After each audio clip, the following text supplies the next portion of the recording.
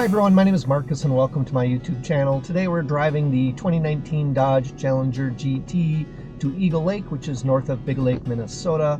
We're going to be flying the DJI Mavic 3 and illustrating the use of the Mastershots feature. Right now we're being recorded on the Insta360 One X2. This is the audio directly from the Insta360 One X2.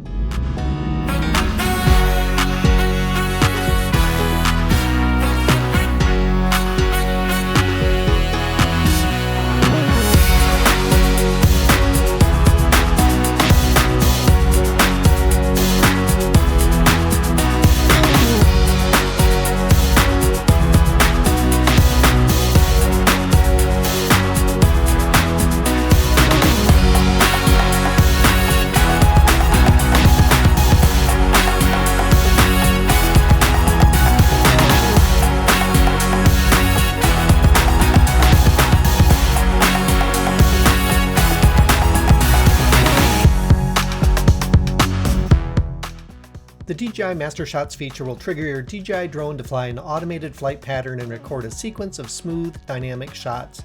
It is a great feature to use if you are just learning to fly your DJI drone, or if you're an advanced pilot wanting to capture a few additional clips in a short time frame.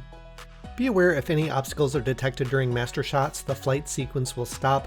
But remember, obstacle avoidance may not detect tree branches and power lines. So if you are new to Mastershots, test the feature on a focal point which is out in the open so you can get a sense of the pattern of the flight.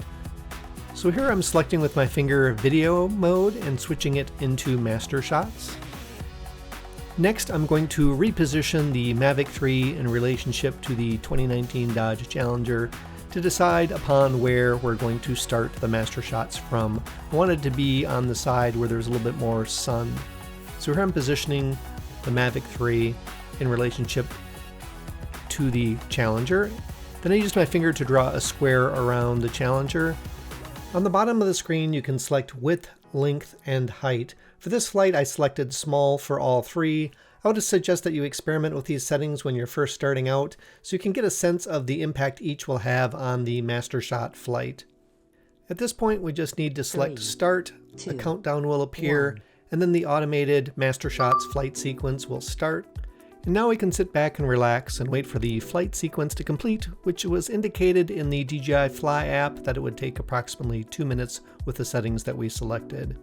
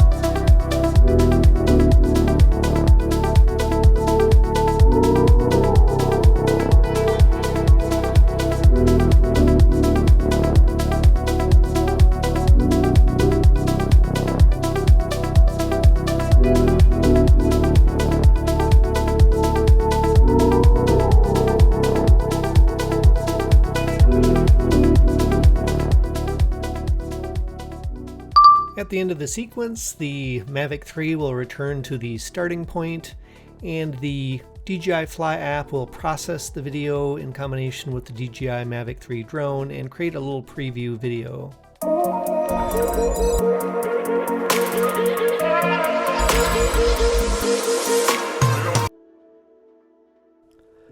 Well, that's basically it. Now we've completed the master shot, we can go ahead and transfer that to our iPad or iPhone or our Android phone and do further editing, or take the memory card out of the DJI drone, put it on our computer or Mac, and edit it further there.